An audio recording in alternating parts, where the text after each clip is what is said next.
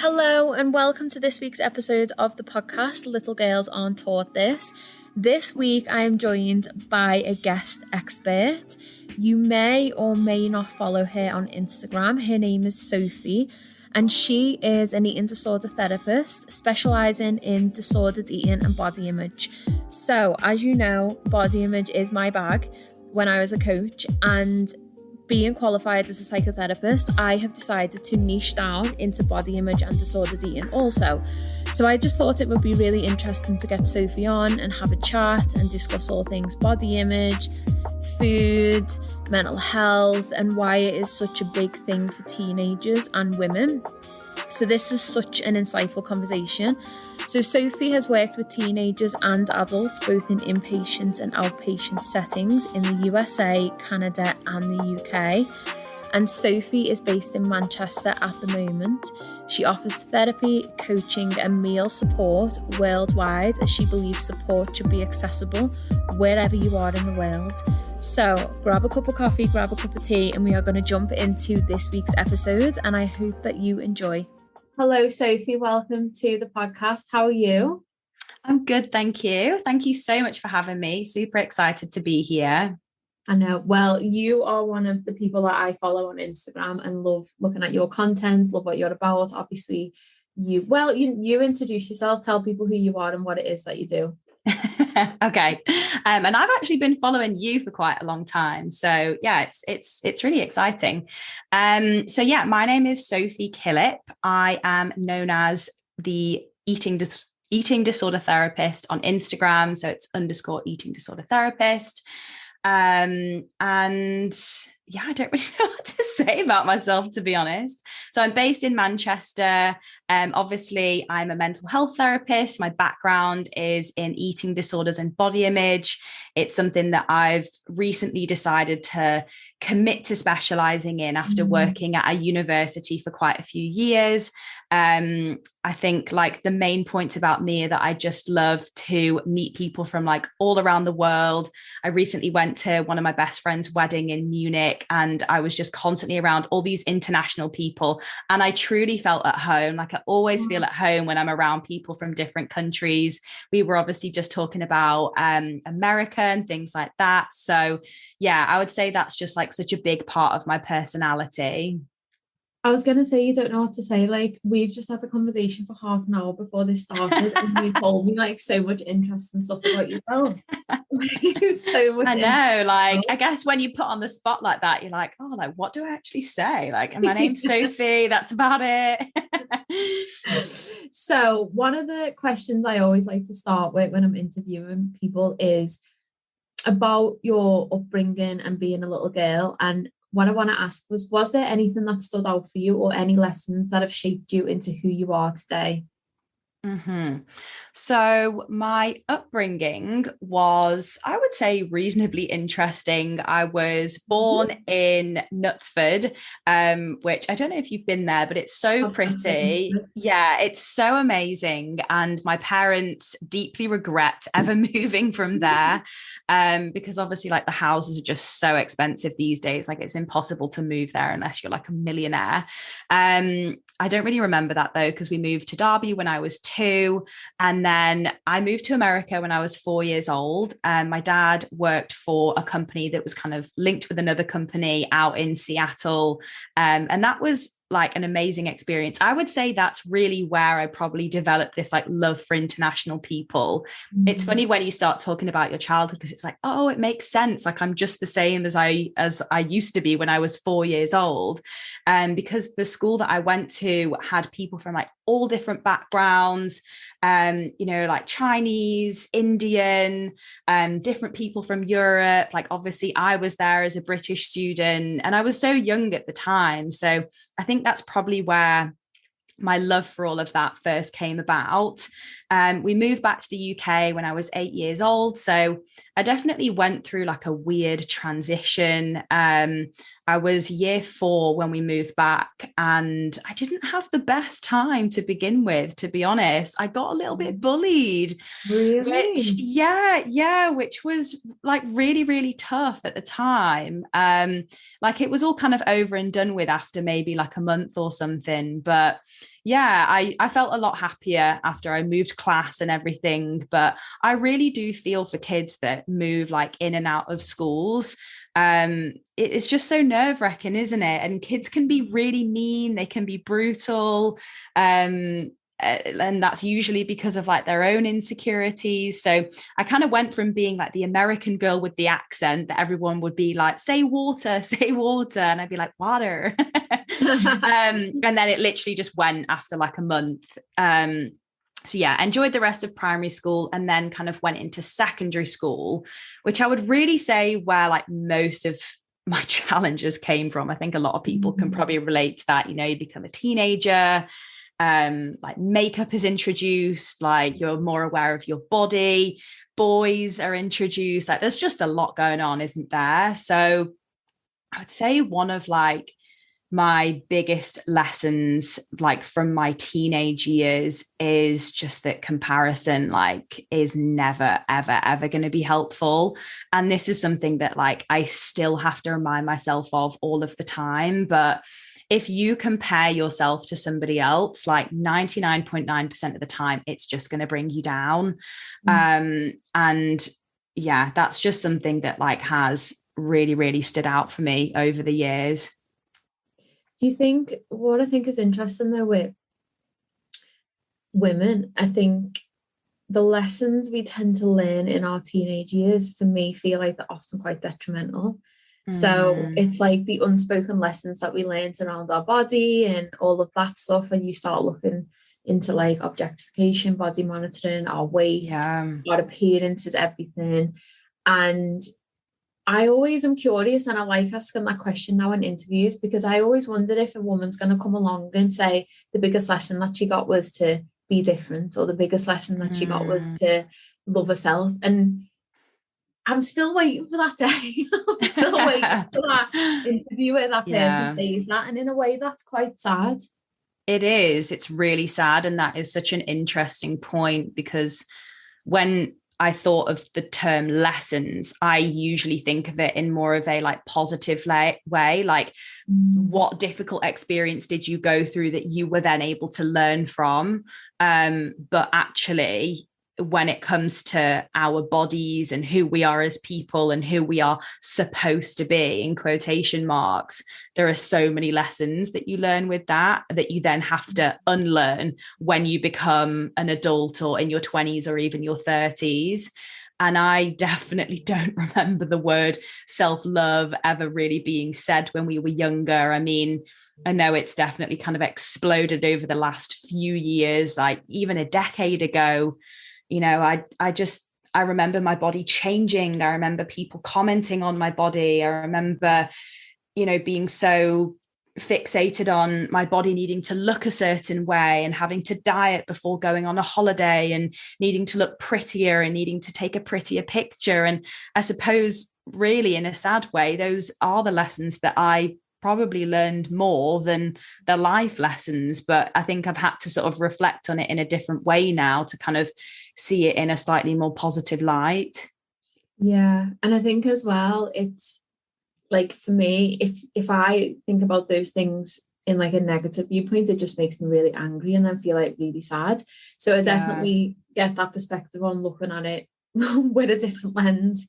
And also just like having the appreciation that, and I'm guessing you're the same, of being able to see that and come out of that, and those lessons not being things that continue for, you know, through our 30s, through our 40s, because for a lot of women they do, and it's very like trapping, I could imagine, to as you grow older to have those lessons still with you. But how do you think that shaped you as you were moving into like late teens, early 20s? Like, be prettier, look a certain way. Like when you think about it, was there a lot of headspace taken up with your body? So much. And it is quite sad to think, oh, like what could I have refocused my attention on if I'd have been able to let that go sooner? That sounds a bit blamey towards myself. It was not my fault.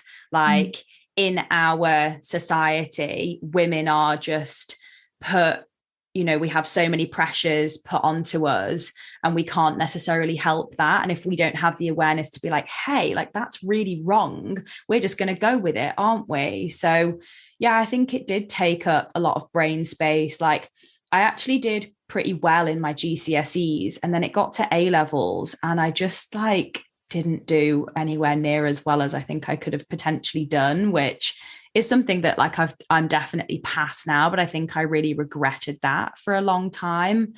So it does feel quite sad to think about those things, but at the same time, when I look back at my childhood and my teenage years, I do think I'm able to offer myself so much more compassion now. And I just kind of like look at that young girl and I'm like, I just want to give her a big hug. So I think like inner child work has been something that has been just so healing for me. And moving forwards, I hope that like I can bring up my children and hopefully like people that I work with now, and just encourage people to let go of some of those pressures and rules that are put onto women and young girls from such a young age, which is like probably why I'm so passionate about the work that I do. I can't remember the question that you asked me now. I feel like I've gone on a bit of a tangent there. No, you didn't. You didn't. But one of the things you said that was interesting was about inner child work. I love inner child work. It's been so profound to my journey also. Mm-hmm. What is inner child work for people listening? So I like haven't done heaps and heaps of training or reading about it, but the way that I think of it is, if you imagine yourself as a young child and kind of like what that little girl or little boy or whoever went through, you're kind of as an adult self going back into that space and kind of showing up for that person. You're offering her some healing, you're offering her support, some empowerment, even any of the things that you didn't necessarily receive when you were younger, because we're always going to have these unmet needs. Like, we can't expect parents, teachers, friends to fulfill all of that for us. And times have really moved on. There's so much that we didn't know 10, 15 years ago when we were obviously a bit younger. So it's taking the power back, I guess, and being like, you know what, I went through that, but I'm older now. I know so much more. I'm so much emotionally more mature, and I can be there for that young girl. Because that young version of ourselves, it doesn't disappear. Okay, our bodies change, our minds obviously develop, our bodies develop, but those feelings, those experiences, those thoughts, those beliefs that we learned over the years, like, they're still very much within us. And that's why inner child work can just be so healing, because you're essentially healing your past through yourself. I love that. That was a gorgeous explanation. Mic drop. Oh, thanks. I don't know where that came from. That was so nice, the way that you just wrapped it up all pretty.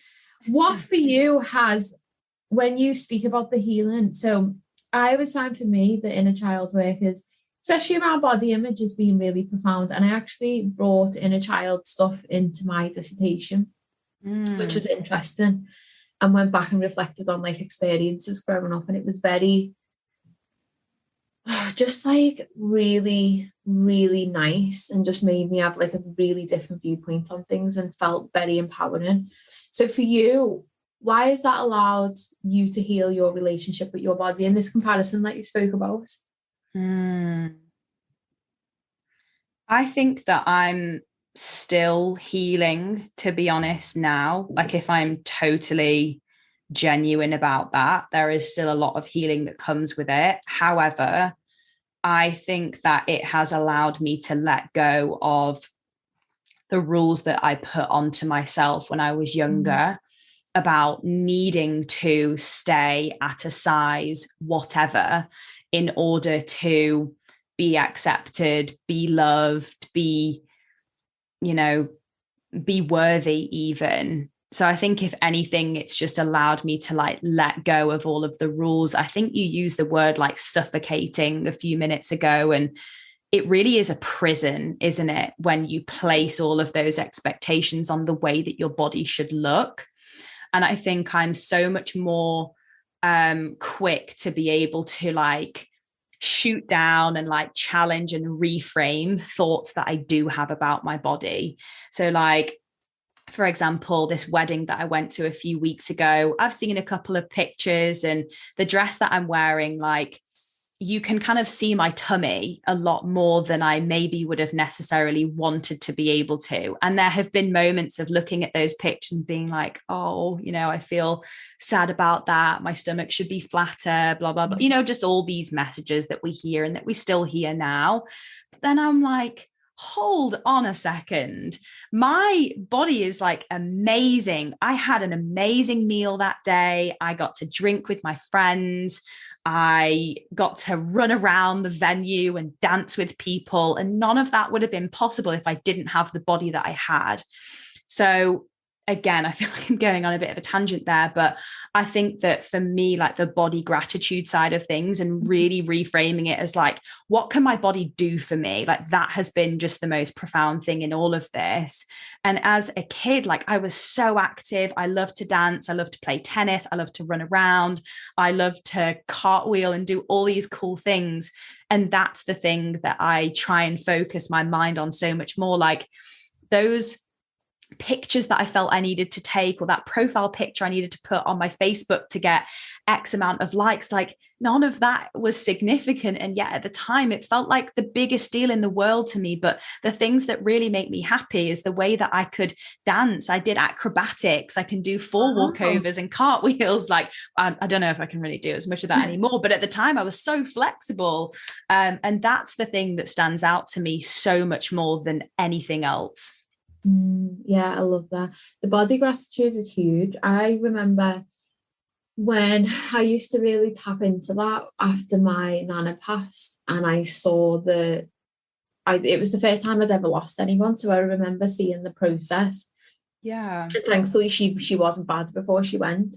But I remember just thinking after she passed, and I'd be in the gym and I'd be like, oh, whatever thought was coming to mind. And I'd be like, no, like literally tune in to your body. And I'd literally have an inner dialogue with my body. So I'd be like, I know this is really hard. I know you want to give up, but like, I'm so grateful that you're allowing me to do this. Like, keep running, keep going.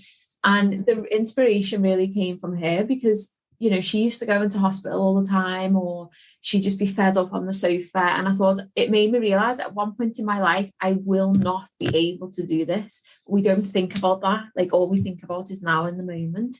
And it also made me realize that literally no one gives a shit. Like no one cares what you look like. And when I realized that, it was just like, it blew my mind. I was like, no one cares if you've got the best body in the gym. No one cares. Because we all end up the same. Yeah, exactly. That is so true, and something that I definitely find helpful. My grandma, she's just gone through some treatment herself, and I mean she's nearly 90, bless her. She's just the most amazing little pea ever. But I did also lose my other grandma a few years ago, and that like was just such a difficult time. But yeah, if you just say to yourself, right, like what will like the 80-year-old version of me think about this thing that I'm worrying about right now? And I'm like, okay, that is cool.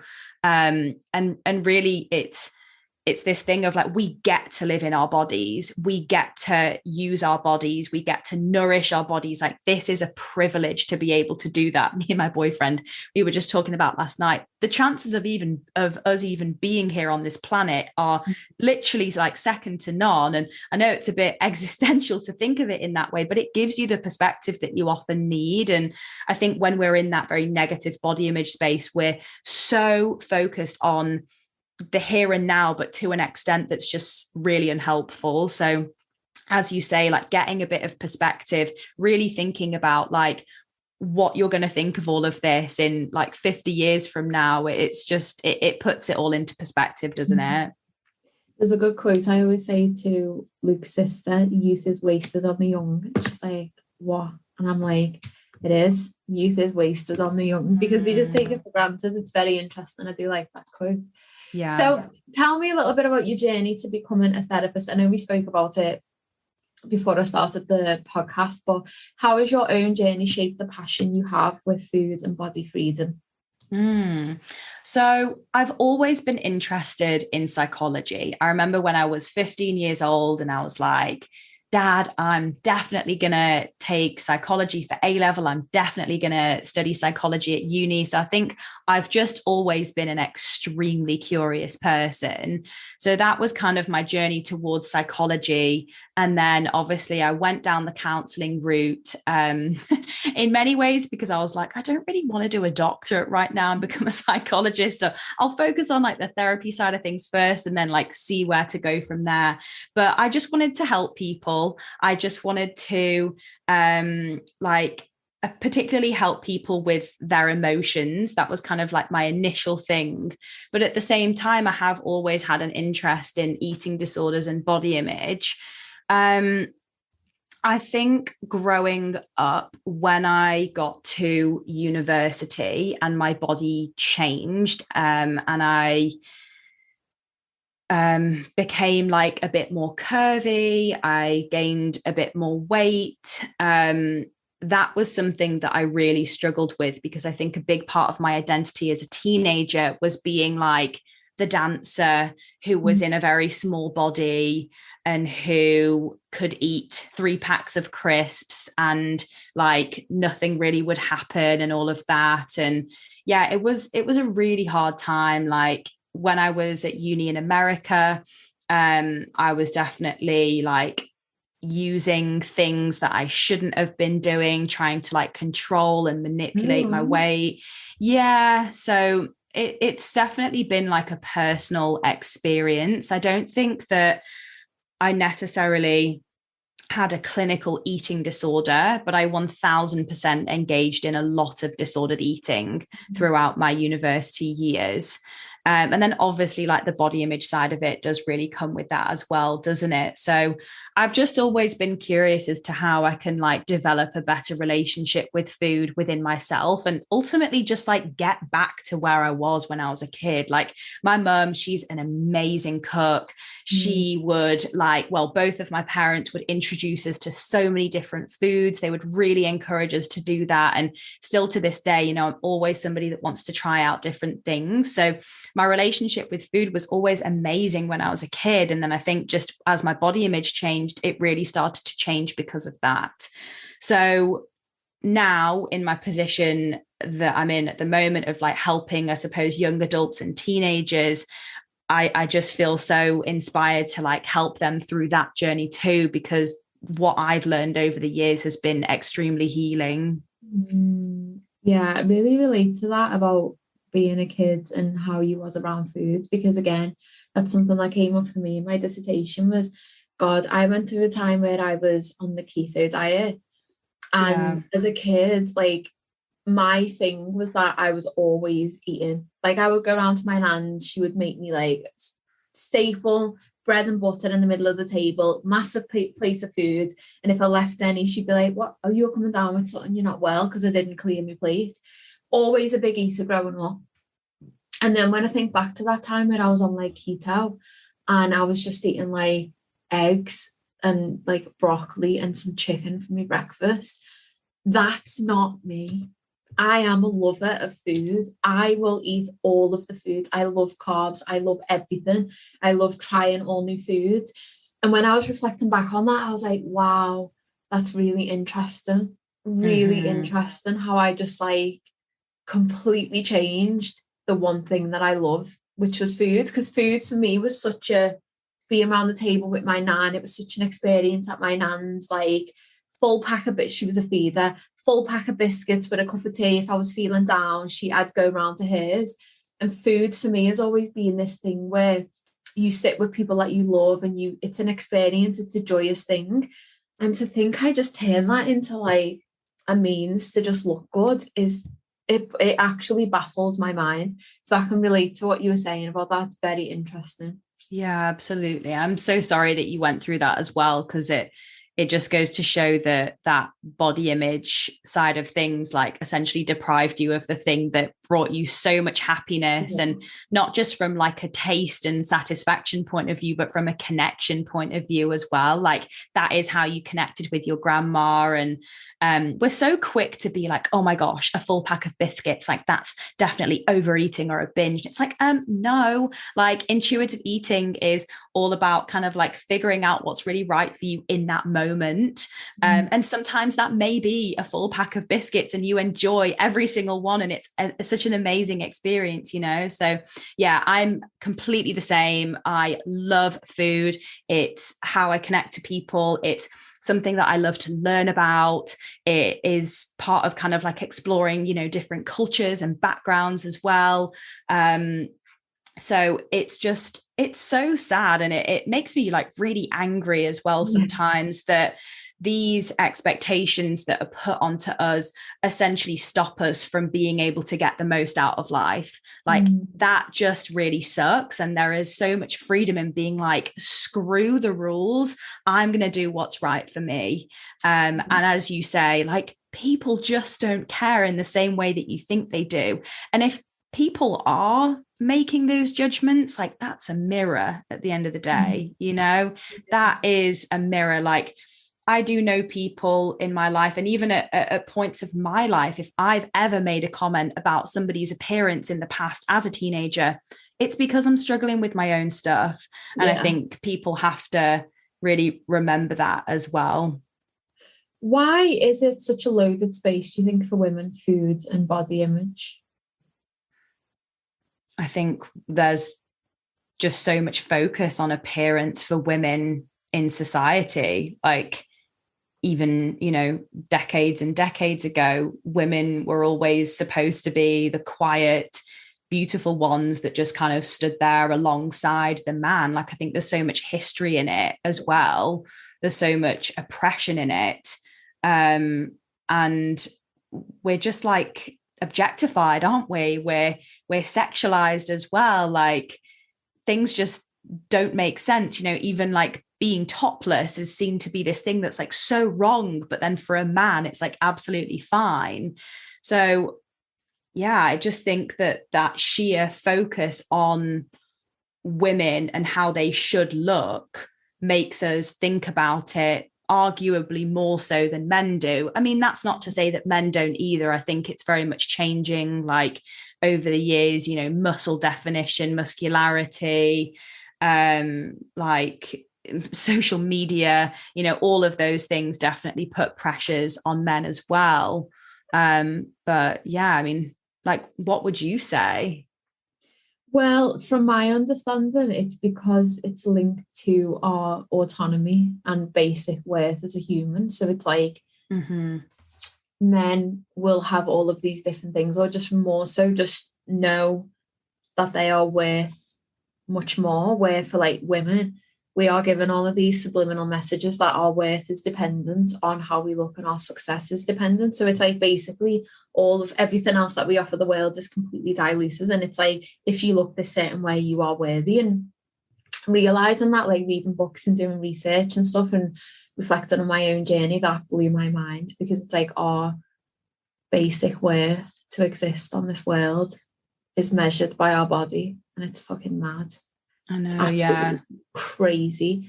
So then therefore there's more of like a psychological or emotional connection to that. Absolutely, yeah. And I think for men, like they associate their worth so much more with their productivity and serving and their job, which can definitely be in quite an unhelpful way sometimes. Whereas, yeah, for women, like the way in which women weren't allowed to work or weren't allowed to compete in the Olympics or weren't allowed to vote, like we literally were just there to like look pretty and be like the wife of somebody. And that still kind of comes through now, doesn't it? Even from like hundreds of years ago. I think as well, I had this thought the other day. I think not only are women battling with their own stuff that's projected on them about being a woman, but I think as men mature, men project their own shit onto women about aging. So I always think like men have terrible midlife crises for some reason, whereas women, I always find like as we get older we become more powerful, and as men I don't think it's spoken about as much, men getting older and, you know, that pressure's put on men. But I think they feel that and they also project that onto women. So I think we're dealing with not only our own shit, but the shit that is projected on us from men of like, well, you should look good as you age, or don't age too much, or don't get grey hair, or I'm going to go for someone younger. And it's like, that's not my shit. That's 100% yours because you're getting older. But okay. That was just a thought I had the other day. And I was like, it's interesting. Yeah, that is interesting. I've never really thought about it like that before. But yeah, men are often seen to be these like silver foxes, aren't they, when they get older? Whereas often women are kind of put to the side. But actually, like all of the women that I know, you know, parents, grandparents, they are so wise. And women also live like for longer, don't they? You know, these like kind of maternal like people, like when I think of my grandmas in particular, like they've just been so significant to my upbringing. Like I can't even explain how much they mean to me, or how much they meant to me. So that's interesting. Somebody should do a study on that. Yeah, and it's like women come into the power usually around the 50s. But again, it's seen as like, oh, you're aging, oh, you're invisible now, like you're not mattered about. And I'm like, no, imagine the more women that are liberated and feel powerful in the 50s, like that are forced to be reckoned with. But it's all things like I always think about it, like when the fact that women can have multiple orgasms in sex, but our sexuality is so controlled because we are so powerful. Like we are literally so like audacious, and I think if you give us that power we will thrive in it, and I don't think men know how to handle that, or society knows how to handle that. It's very interesting when I was reading all this for my dissertation. That is super interesting. And yeah, women are very, very powerful. And I think that that's something that like men can be extremely threatened by, which is why we've been pushed down by society and fit into a box that doesn't necessarily meet our needs. Like I recently found out that the working day goes in line with like the hormonal cycle of a man. And that's why the working day is from like 9 to 5, because that's how like a man's like energy and like hormone levels work. Whereas obviously for us, like we have more of that kind of like cycle of, I guess, our menstruation, like 28 days or whatever. And I was like, oh my gosh, I've never thought about it like that. But it makes sense, right? Like men were always the ones that worked. Whereas now, obviously, like women work as well, but yeah, it doesn't actually fit our like biological needs as much as it does for men. And so there are all these little things that we don't even realize that are kind of like pushing us down a lot more. Obviously, like body image, appearance being one of them. You know, it's like, oh, you're not wearing enough makeup. Oh, you're wearing too much makeup. Oh, you're too big. Oh, you're too small. Oh, you're too revealing when you wear a top with your chest out. Oh, you need to have bigger boobs. Like, oh my gosh. I don't know if you've seen that video that kind of, I can't remember who narrates it, but yeah, they're basically just like saying all of those things, and it comes with all these different images as well. And it's like, wow, those are messages that we hear constantly. And I think all women can relate to that. Oh yeah. One of the things I've leaned into as well so much more is working my business around my cycle. And when I was writing my dissertation, I figured it out around my cycle. So like I knew the week that I was submitting it, I was on my period. So like my inner winter, which means the week before I was in my inner autumn. My productivity is like super low, need to sleep in more. So I like smashed it out while I was in my spring and summer first 2 weeks. So when those 2 weeks come, I didn't have to like stress myself out. And I was speaking to my friend about it because she's doing her dissertation on period shame and what that means for women. She's doing an autoethnography like I did. And I was saying to her, absolute game changer working, my business, the things I need to do, my studying around my cycle. I don't think I'll ever go back. And I can't believe it's not done for women. Wow. The thought of like, I used to push through and train on my period. I used to get up at 5 a.m. when I was on my bleed. I would just be so disrespectful to my body, and now I'm just like, oh, I love this. When I'm on my bleed, I'm like, I'm not cooking, I'm not doing anything, I'm literally just in my own energy. And then the weeks after that, I feel amazing, I'm so productive. It's just crazy how we don't work anything around our cycles.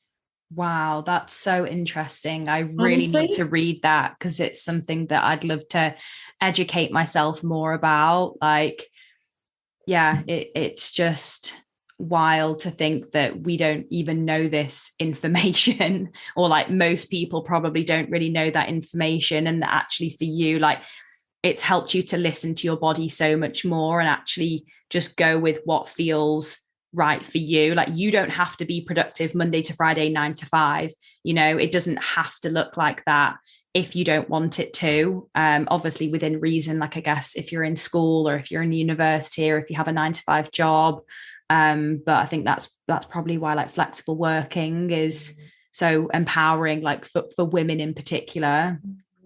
And also just lowering your standards. So like, I've done a podcast on this and said, you know, if you are in studying or you are in a job where you can't just be like, I'm going because I'm on my period, like lowering your standards for that day. So like, you don't have to do all of the things. Don't be going to the gym, just do what it is that you need. It's honestly, it's so incredible. So like with my private practice, I am going to factor in like seeing clients and the hours that I work, and it's going to change the week that I'm on my cycle. And I want to attract clients where I can openly say to them as a therapist, like, this is how I work. So I will still see you that week, but things may change and my energy may be different, because the more we talk about it and the more we take ownership for it, it creates that ripple effect for other women to be able to do it.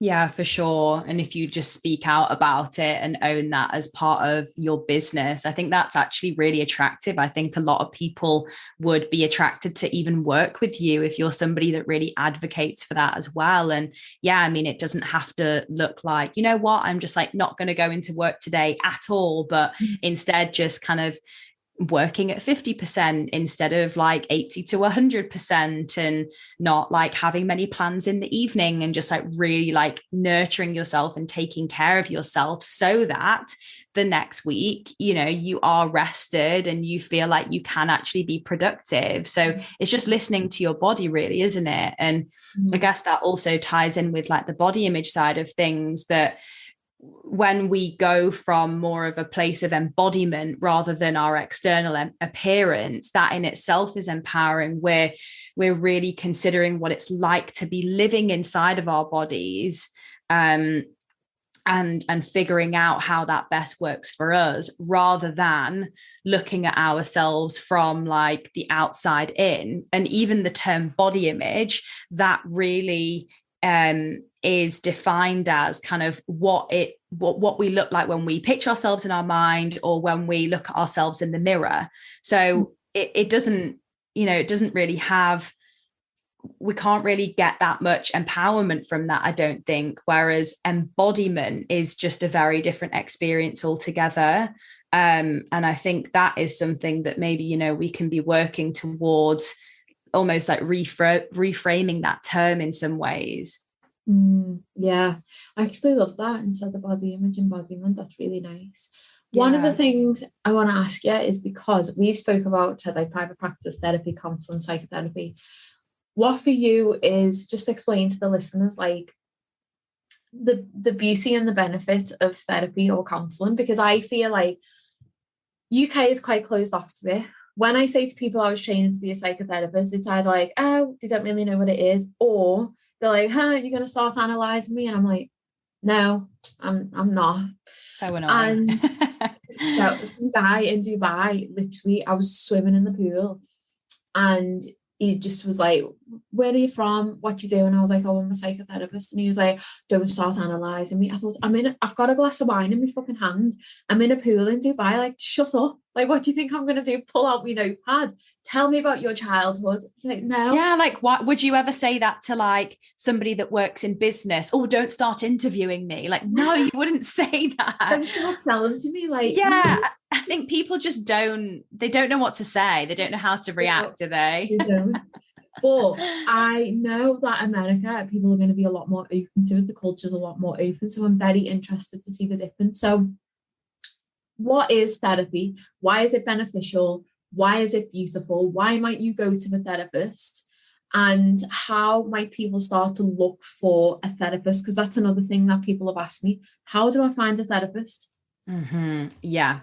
So if we're kind of thinking of like therapy and counseling in like the same way, I would say therapy is a safe and confidential and supportive space that allows you to really explore your thoughts, your feelings, your behaviors, so that ultimately you can better understand yourself, others, and the world around you. And so that you can start to identify what might be unhelpful and start implementing things that are more helpful. So it's definitely an exploration. It's about getting curious about the patterns that you're currently like presenting with, as opposed to just criticizing yourself, telling yourself to shut up and get on with it all of the time. And what's amazing about therapy is that the relationship you have with your therapist, it's boundaried, it's professional. Yes, of course, you know, that person, that therapist may offer some self-disclosure, but it's different to your relationship with your parents, your partner, your family. Even your coach as well, which is important to say. Yeah, for sure. Even your coach, like maybe you can speak a little bit more about that, because that's not something I'm as educated in as I would like to be at the moment. But I personally have benefited from therapy so much. Oh my gosh. It was something that I was really encouraged to do when I was doing my training back in America.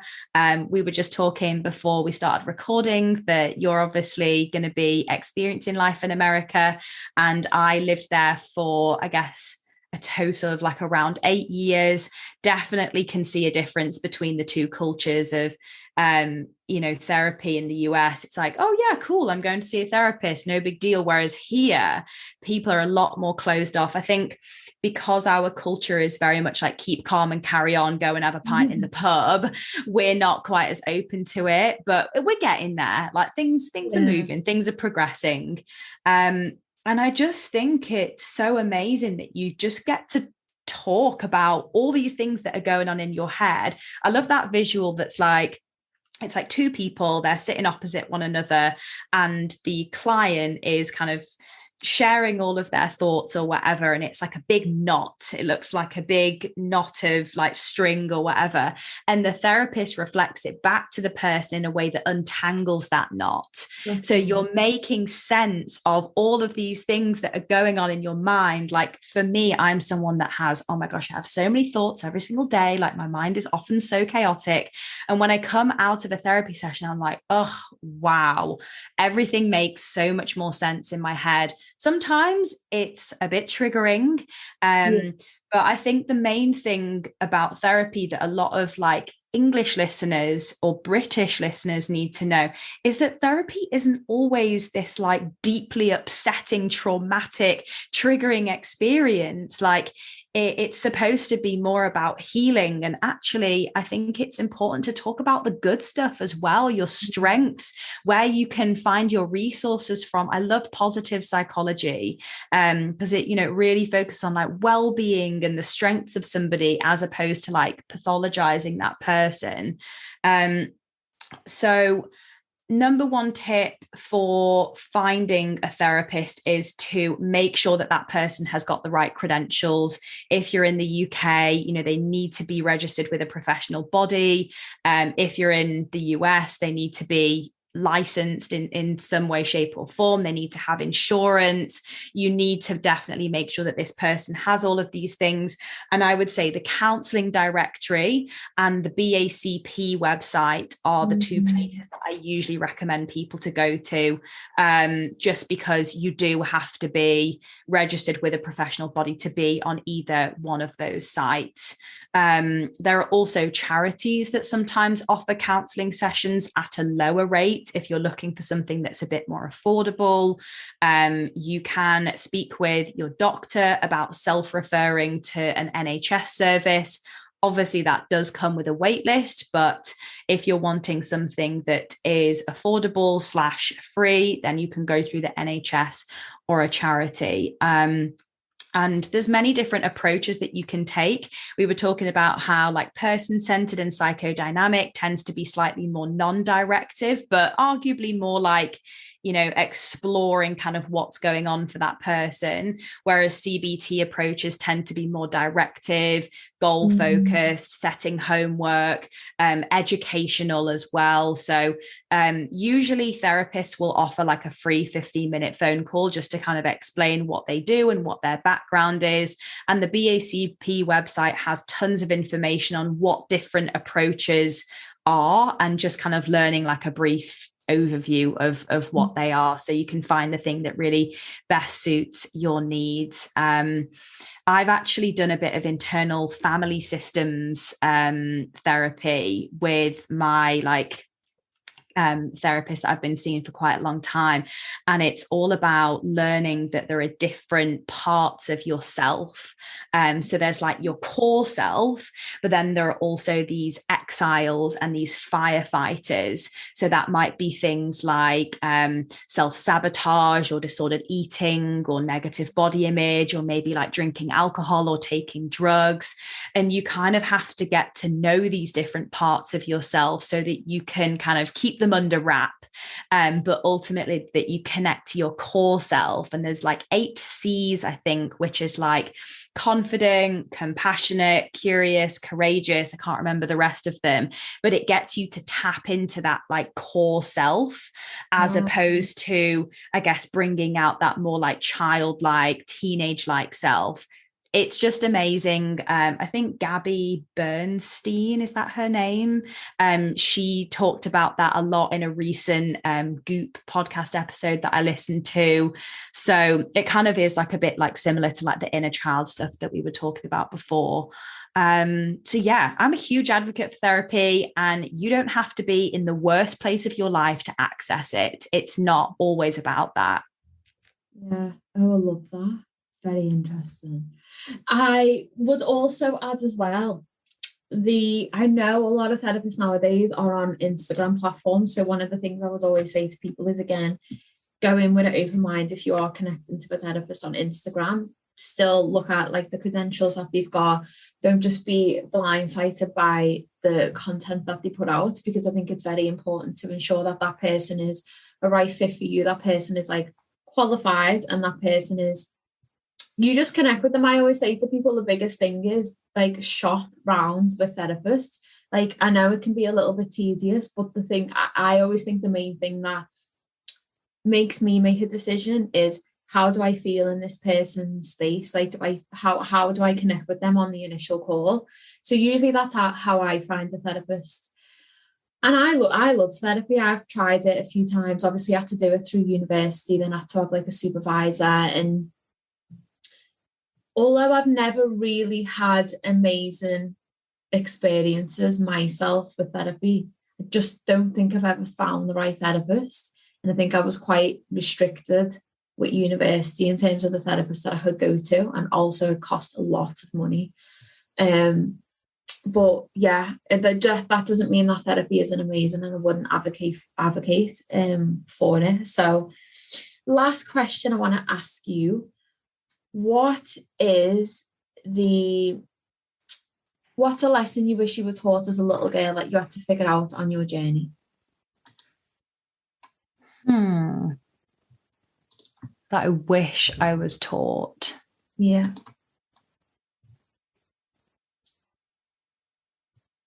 I think I wish that I was taught that I would need to also take care of some of my own needs. And I kind of wish that I was more encouraged and empowered to do that in like a really compassionate way. Because I think growing up in quite a privileged background, I had a lot of things spoon fed to me. I was pretty protected as a child. My parents are so supportive, like they've done so much for me. The school that I went to was pretty good. I was, often just spoon fed education, and I got into the wide world and I was like, oh, wow, like I kind of have to take care of myself on some level as well. And I think for a long time, I've in many ways kind of expected other people to take care of some of my own needs for me, which I'm not super proud to admit that. But in learning that actually I can be the one that learns to trust myself and learns to feel confident in myself and learns to nourish myself and validate my own feelings, that for me takes the power back. And I think with everybody, or with a lot of people doing so many things for me, I probably learned that I couldn't do things by myself. And actually I can, and there's so much evidence that shows that I can. But when I go into more of that childlike state, I think that I can't do it, and that I'm not able to do it by myself, and that I'm not able to make the change that I want to. But then when I have days where I feel more confident and kind of more in my core self or more my adult self, I'm like, oh, I really, really can do it. So I kind of wish that was put onto me a little bit more. And I don't blame anybody for that. I think that naturally, as a parent or a teacher, as a mentor, you want to give that child everything because they're like, oh, they don't know how to do it, let me help them. But yeah, I kind of wish that I'd have been like more encouraged to go down that route, but in like a compassionate way, not in like a, you just need to do it, like, why are you not doing it? Like, come on, like, get a grip. Do you know what I mean? I wasn't really expecting myself to say that, but yeah, that would be my answer. Useful. That was a really powerful way to end. I love that. Oh, thank Where you. can people find you, and how can people work with you?